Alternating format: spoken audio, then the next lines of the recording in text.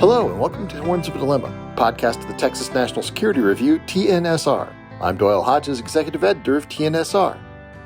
Vladimir Putin's grip on power has been a frequent topic of conversation since his invasion of Ukraine 1 year ago. In fact, the question of what would happen if Putin were to have overstretched his grasp and find that he could no longer retain his hold on power is one of some urgency at time. A similar question lies over the question of succession for Xi Jinping in China. Today's guest on Horns of a Dilemma, Professor Joseph Torigian of American University, looks exactly at this question of autocratic succession. His answer is perhaps less hopeful but more informative than much of the conventional narrative. Rather than arguing that autocratic personalistic leaders are frequently followed by reformists, as much of the conventional argument suggests, Torigian points out that much of the determination of succession depends on the factors of prestige, manipulation, and coercion. His discussion focuses particularly on the succession following the Gang of Four in China, but has substantial implications for questions of what might happen if Vladimir Putin's hold on power were to be diminished, or if he were to otherwise leave office involuntarily. This is a fascinating discussion held in October at the University of Texas, Austin. Let's listen in. So the book is about the Soviet Union from 1953 to 1957, and China from 1975 to 1981. And the conventional view is that these transitions after the deaths of Stalin and Mao is that they had a lot in common, that there was a confrontation over economics and politics, these competing policy platforms, and then there was a triumph of reformers over conservatives or radicals, and that the victories of Nikita Khruschev and Deng Xiaoping were essentially all about inter-party democracy and collective leadership. This historiography, by the way, has a lot in common with the political science literature on how Leninist regimes work. And the reason for that is a lot of the political science literature that has thought about authoritarian regimes, especially Leninist ones, drew precisely upon these two cases to theorize. So if we look at what a lot of the most common political science literature that you might read would say if you wanted to understand Leninist regimes, say three things. And I group them together into what I call the economic model because together they have this vision, idea, concept of authoritarian politics as sort of like a popularity contest, a politics of exchange. So the first idea is that the leader who provides the best patronage model or of popular policy platform wins the power struggle. Second, that there's some defined group that's enfranchised to choose their leader, and a kind of median voter makes the final decision. And finally, that the power ministries don't really play an independent or unique role. But all of this new evidence that we have about these time periods suggests a very different story. One that's not about exchange and institutions, but of personal prestige, historical antagonisms, backhanded political maneuvering, and a substantial role for the specialists in violence. And that two of the most important successions in 20th century world history were not so much victories of reformers over conservatives or radicals, as previous accounts have suggested, but a settling of scores. And I tell this story by looking at four different cases. The first is the purge of Lavrentiy Beria, the head of the political police in 1953. The second is the defeat of the so-called anti-party group, a majority of the Presidium, which is what the Politburo was called, in 1957, who voted to remove Khrushchev, but were still ultimately defeated by him. And for the China cases, the defeat of the so-called Gang of Four in 1976, and the slow pushing out of Mao Zedong's initial named successor, Hua Guofeng, from between 1976 and 1981. And these tell a very different story of how we should think about authoritarian politics. Very different from the economic model, as I described to you, that was so common among political scientists previously. What these cases show, in fact, is that personal prestige and compromising material are more important than dispensation of patronage or real policy differences, that it's about manipulating ambiguous rules more than canvassing for votes in some defined group of a selectorate, and finally, that the power ministries, by which I mean the military and the political police, really have an outsized role. So of course, the challenge becomes, how do you make this case? How do you test the economic model against the authority model? How do you convince someone that the story you're telling gives you more purchase than how previous political scientists have thought about it? So what I did was, I thought of a series of questions that don't have obvious answers that you can take to the evidence, and the answer to that evidence has clear implications for how we think about politics more broadly. So as you saw, the first thing that I'm interested in is why you support a particular individual, whether it has to do with policy difference or patronage, versus these questions of historical prestige and antagonisms and youth of compromising material. So I look at their transitions and I first ask this series of questions. First, did the winner have a leadership style that was unambiguously more prone to consensus, collective leadership, and co-optation out of the losers? Second, were policy differences real, or were elected differences manipulated and overblown for the purposes of political struggle? And finally, to what extent did the outcome revolve around personal prestige, historical antagonisms, and the threat of compromising personal material? And for each case, I go through these three questions separately. So that's why you would support someone. Then the second question is, what's the process of deliberation and how institutionalized it is? And to answer that, I ask these specific questions. First, was there serious deliberation about the strengths and weaknesses of a competitor? Or did the winners conduct discussions in an unfair, conspiratorial spirit and present the decision as a fait accompli? The second, were the winners determined by a power struggle within a single defined group? Or which group was empowered to determine the winners? And finally, to what extent did the winners violate even ambiguous rules? And finally is the role of the power ministries and how much they mattered, beyond just voting as part of some defined group. And here are the questions I ask. First are, did leaders consider the power ministries to be irrelevant to struggles within the party? Or did they consider control over the coercive organs to be essential? And second, when members of the power ministries expressed an opinion on the power struggle, was the effect equivalent to their voting power in the political bodies on which they had a seat?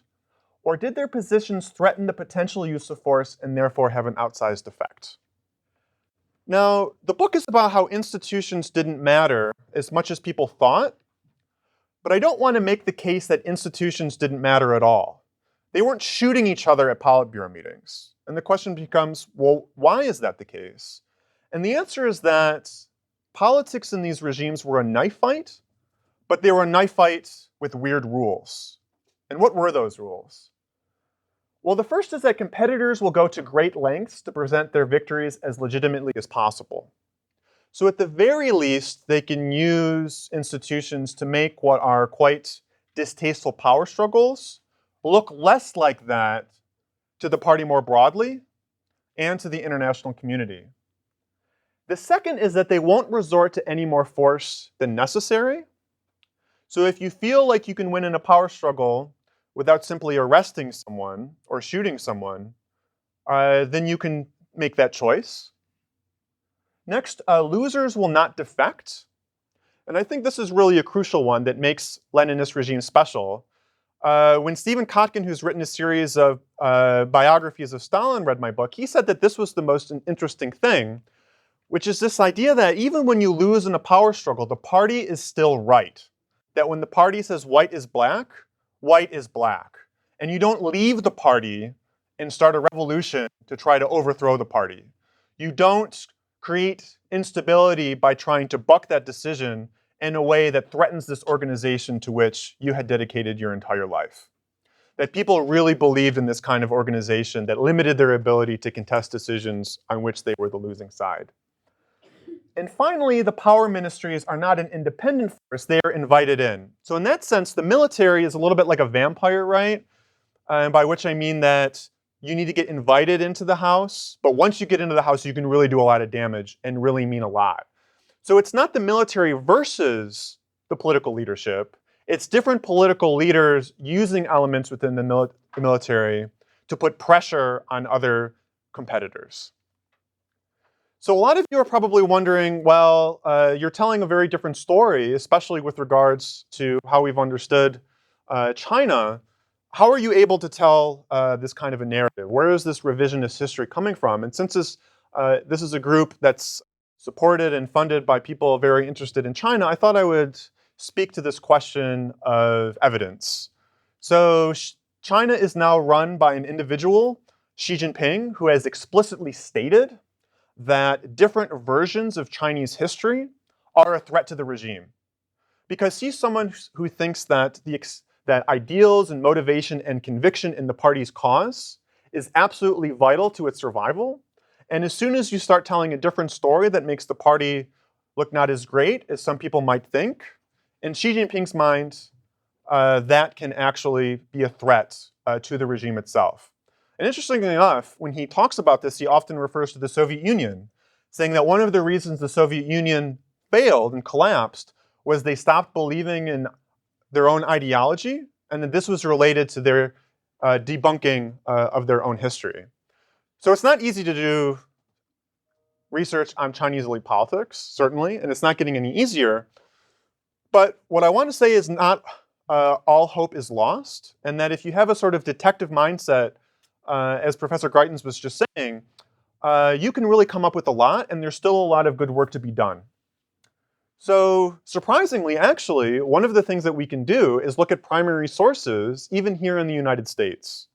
Because so many documents, including primary sources or sources intended only for internal circulation, are available at American libraries. They get here for different reasons, but there's enough of them to fill up a huge collection, right? So for example, if you looked from there all the way to that corner, that would be the Chinese Services Publication Center collection, which is all physical material, all internal circulation, much of it still technically classified that I know UT Austin's library has a big chunk of, but if they don't have it here, you can get it through interlibrary loan. There's also the Cultural Revolution database run by a scholar named Song Yong-yi, which has tens of thousands of primary sources from the Cultural Revolution. And then the University of Freiburg also has a Maoist legacy database. But there also were these giant journals collections that were intended for internal circulation about history, but most top libraries with the China focus in the United States also have. Also, it's possible to buy a lot of material, including internal circulation stuff, on the so-called Confucius book website in China. So if you see something that you like, you can talk to your librarian, and very often they can get it. In Hong Kong, there was an amazing number of memoir material that was published outside of Chinese censorship law from all kinds of different people. Some of those people were party historians from within the system who could interview lots of different types of people, but also had access to primary sources, and they would write stuff and they would publish it in Hong Kong. But also very high-ranking leaders of very different political persuasions also would publish material in Hong Kong. So the middle book was written by someone named Deng Lichun, who is an alleged notorious leftist during the 1980s. And the book on the far right was written by the daughter of Hu Yaobang, who was a pro-reform general secretary during the 1980s, whose death sparked the Tiananmen Square protests in 1989, all outside of Chinese censorship law. And most surprisingly, maybe, is that for many years, these party history journals that were published within China really pushed the envelope in terms of what they could get out, talking about everything from Hu Yaobang, a sensitive figure, but also figures like Zhao Ziyang, who was the general secretary in 1989, who was purged because of his resistance to the decision to use martial law and enforce against the students. This kind of thing is not quite as useful now as it was in the past, especially Yanhuang Chuanqiu, maybe the most famous of these journals, was essentially, the whole leadership was replaced a few years ago. But all of this stuff is still available in your library and has lots of, I think, useful material. So with this kind of stuff, the more you go through it, the more you realize that these narratives of Chinese history about what happened 30, even 40 years ago, are actually quite different from what we thought in the past. And I'll begin by talking about the Gang of Four, right? So people who have studied Chinese history probably have a certain sense of who these individuals represented, what they were all about, that they were a tightly knit group, that they were very radical, that they were exclusionary, and that they were very aggressive. Well, the gang were certainly pushovers, but they combined aggressive tactics with a desire to coexist with other members of the leadership. And despite some policy inclinations being a little bit different from other leaders, those differences were not fundamental, and the gang did not have their own coherent policy platform. Ultimately, the gang's most serious problems were personal, especially with regards to historical problems, by which I mean a lack of accomplishments from before the CCP victory in 1949, and an association with the worst excesses of the Cultural Revolution from 1966 to 1968. And the gang were unexpectedly arrested instead of being openly confronted at either a Politburo or Central Committee meeting, precisely because the so-called meeting option was too risky given the number of Gang of Four supporters in the Central Committee, and the Palace Guards played a decisive role in the arrest of the gang, with the military playing a crucial backup force. So let me give some evidence to support this narrative. So Jiang Qing, one member of the Gang of Four, maybe the most famous one, the wife of Mao, she's often kind of a caricature, a joke for people who study Chinese politics. But maybe unsurprisingly, when you actually get a better sense of what she did, especially during the later years of the Cultural Revolution, she comes across as a much more complicated individual. And we have this speech evidence, primary sources, that suggest a very different Jiang Qing than commonly thought about. Most interestingly, we see her both reaching out to the old revolutionaries who were slowly being rehabilitated by Mao himself near the end of the Cultural Revolution, doing a self-criticism about the worst violence of the early Cultural Revolution, but also distancing herself from that violence. So let's look at this quote that she made. Our chairman said that 70% of the Cultural Revolution was good and 30% was bad. I will think more about the 30%. You, comrades who were attacked, should think more about the 70%. So this is political language for saying, I recognize that there were bad elements of the Cultural Revolution, right? The chairman says that the 30% must also be treated objectively. With regard to the 30%, and this is the most interesting part, originally I had thought that it was simply not my fault. She's saying, don't blame me for what happened during the early Cultural Revolution. Knocking down everything, doubting everything, I sent Chairman Mao a report. Those were the ideas of Pao Zhu, the former Central Cultural Revolution group advisor. So what we associate as the Cultural Revolution, this is Jiang Qing disavowing it, right? She said, I simply had nothing to do with all-out civil war. After the chairman's analysis, I then thought that even though it was not my fault, it had occurred during the Cultural Revolution. I was first vice head of the Central Cultural Revolution group, so it was necessary to think about the experiences and lessons. So here's the self-criticism part. Here's the I'm sorry part, right? Not something that we normally associate with Jiang Qing. Now, the real interesting question is this individual. This is Zhang Chunxiao, and he deserves special attention because he was seen as the ideological center, the heart of the Gang of Four, the person who actually understood Marxism and had this leftist view that was cohesive that he pursued, right? But how should we really understand Zhang Chunxiao? Well, when we look at what he said, he's a lot more interesting than people used to think. Quote from Zhang Chunxiao from primary sources. When you are criticizing the mistake of using production to suppress politics, cadres absolutely must not, because of this, give up on production. So here he's saying, I still care about economic growth. I still care about the economy, right? But also when we understand Zhang Chunxiao as a political phenomenon, we have to understand how terrified he was of Chairman Mao, right? So Zhang Chunxiao was somebody who saw previous secretaries of Mao who thought they understood Mao got it wrong and went a little bit too far and getting it in the neck for it. He, for example, saw the suicide of one previous secretary and said when he saw that he would never dare go even a centimeter beyond what he knew Chairman Mao wanted.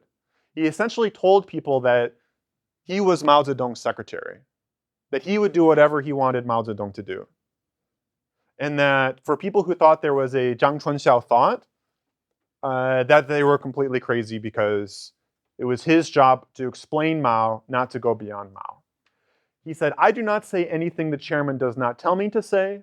If the chairman doesn't tell me to move, I don't move. So the idea that they represented their own cohesive political platform is weakened by this evidence that essentially their game was just to try to intuit what Mao wanted.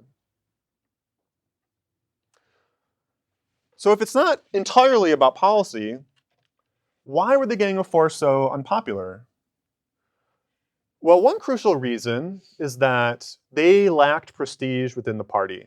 So for the Chinese speakers in the room, you might have heard this expression, 论资排辈, which is this idea that your status within the party is essentially the same as how your contributions to the revolution are evaluated. Which means that to the extent that you are susceptible to people using compromising material that challenges that narrative, that's very dangerous. But it's a question of when did you join the Politburo or Politburo Standing Committee? How much did you suffer? How much did your family suffer? How good of a leader were you at the moments when the party was at its greatest crises? That was really the cachet of power in this kind of a system, right? The Gang of Four didn't have that. The Gang of Four didn't have that. When Zhang Chunxiao's daughter asked him why he wasn't more aggressive, he said, what base camp was started by me? What campaign was commanded by me? So he was essentially acknowledging that he didn't have that kind of power. Jiang Qing, very interestingly, when she talked to an American woman who interviewed her, said, if you want to understand me, you need to read an article written by the famous Chinese author Lu Xun that gossip is a terrible thing, meaning that her whole life was a struggle against character assassination. And the worst violent abuses that the Gang of Four conducted that can't be actually attributed to Mao or Zhou Enlai were them going after people who had compromising material on them or knew them from that period of their lives, right? And also, they came to power precisely at the moment that the Cultural Revolution was at its most brutal. And you can see them trying to distance themselves from it, but they were hated by the old guard because of their role in it as it was perceived by them, and also because they were seen as these upstarts.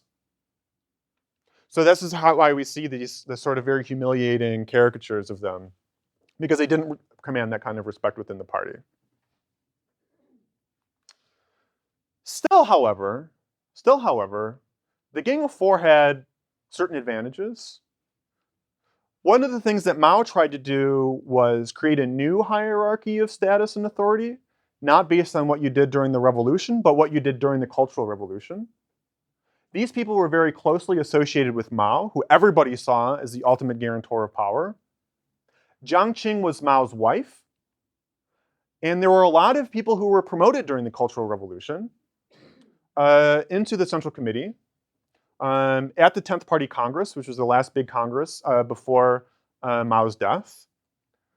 So the question is, what do you do when you're faced with this kind of political force? And the answer is that you don't go through a period of party deliberation because half of the Politburo Standing Committee are members of the Gang of Four, and you don't know how many people in the Central Committee might actually support the Gang of Four.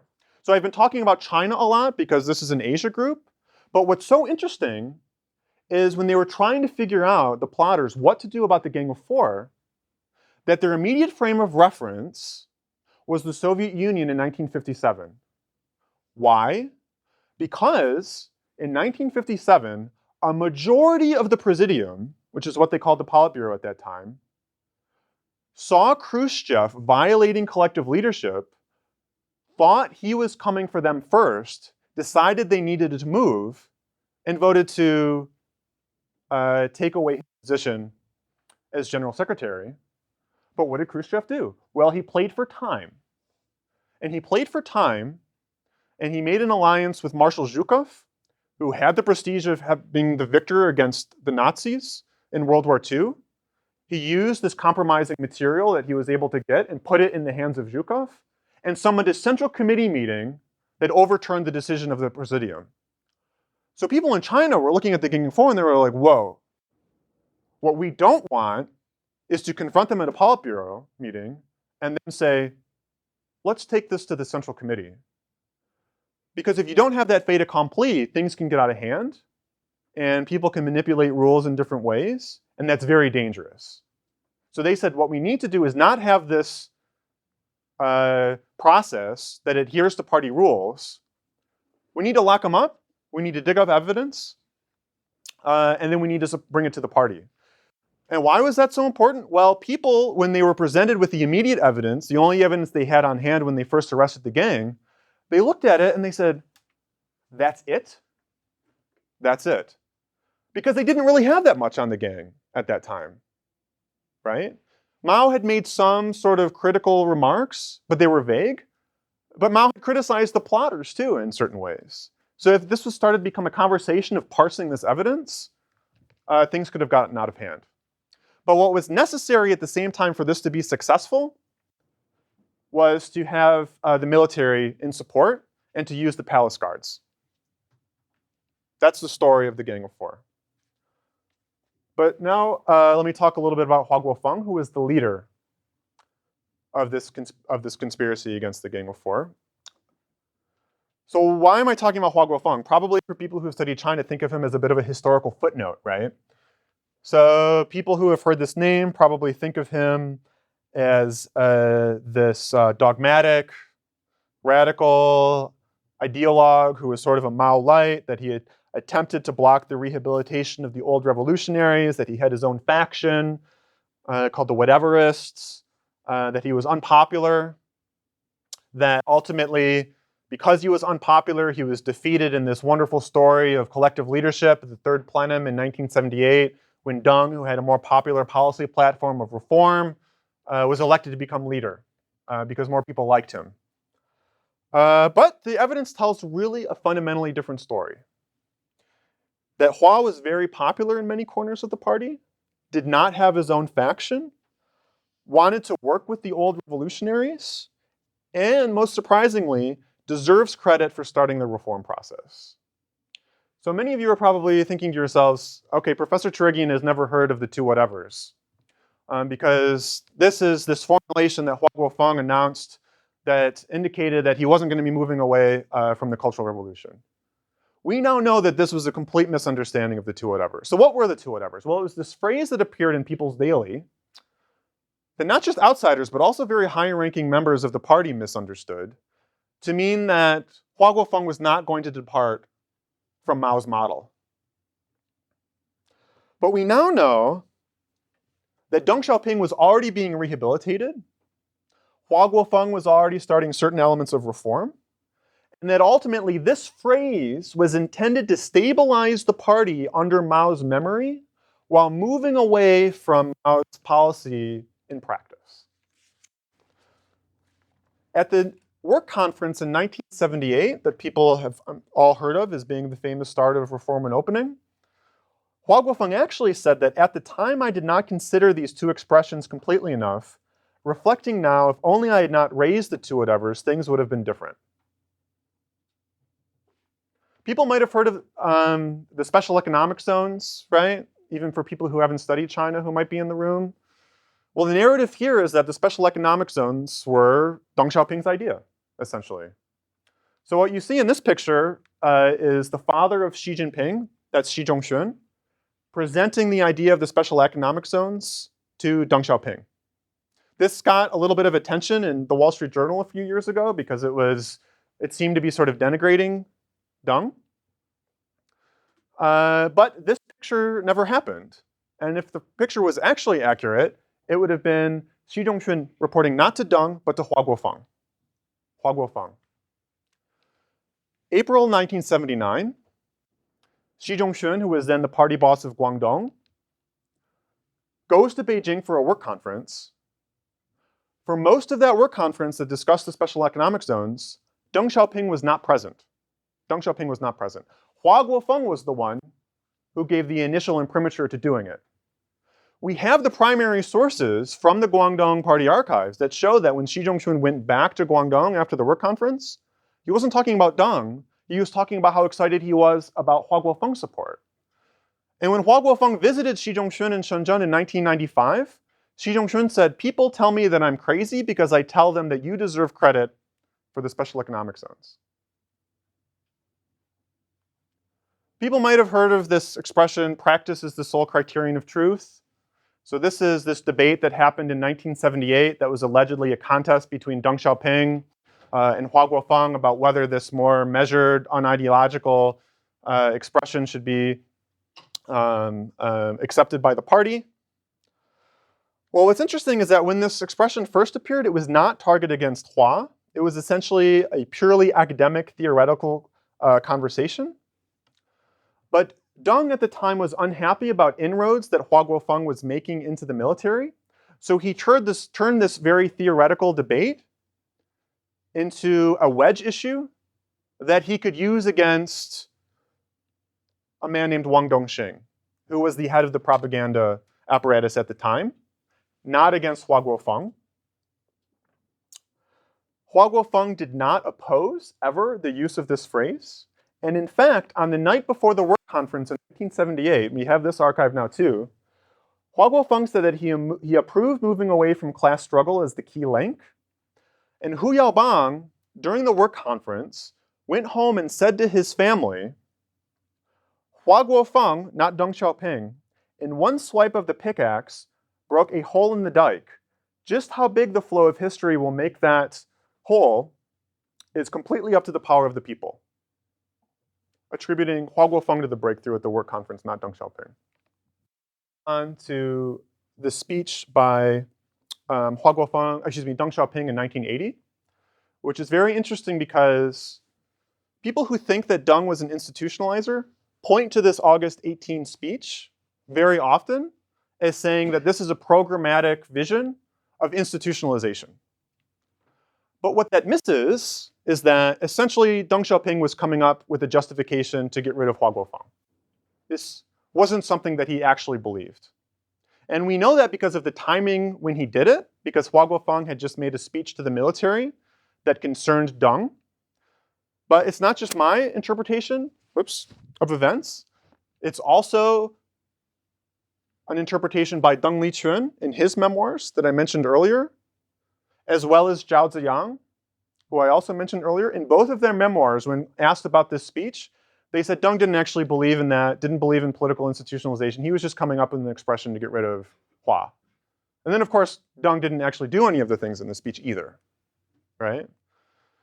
So what were Hua's vulnerabilities? Well, again, he was younger than the other people. He didn't have this prestige and status that Deng did as one of the legends of the revolution. And he was also vulnerable to compromising material. This is one very famous case. This is the so-called eight-person picture. And it was used against Hua Guofeng to say that he was actually closer to the Gang of Four than people really thought, as evidenced by him standing with them here. But actually, when this picture was taken, Hua Guofeng had already started the process for purging the Gang of Four.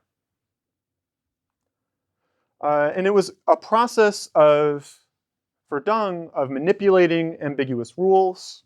It was a process of showing the party that the military listened to him. And that was what happened to Hua Guofeng, not this wonderful story of inter-party democracy and a contest of competing visions for the country.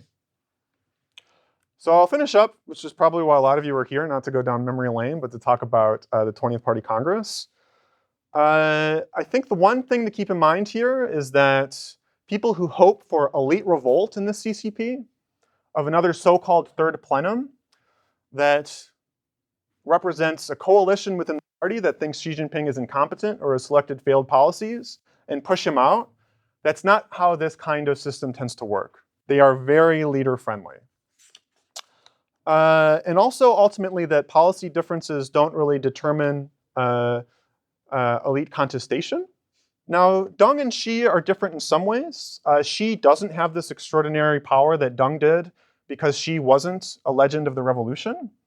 But Xi does make a lot of day-to-day decisions in a way that Deng did not. I think that maybe one of the reasons that Xi Jinping puts himself at the center so much and uses all of these sort of cult of personality, quasi-cult of personality propaganda narratives is because he lacks that kind of cachet that Deng did. The fact that he was able to violate all of these age norms, again, speaks to the story that I'm telling here about failed institutionalization. But also, and I think this is the biggest takeaway, that Chinese politics are not a popularity contest, as evidenced by looking at these news sources we have at these key moments of political struggle. Thank you for listening to this episode of Horns of a Dilemma, and please don't forget to visit our website at tnsr.org.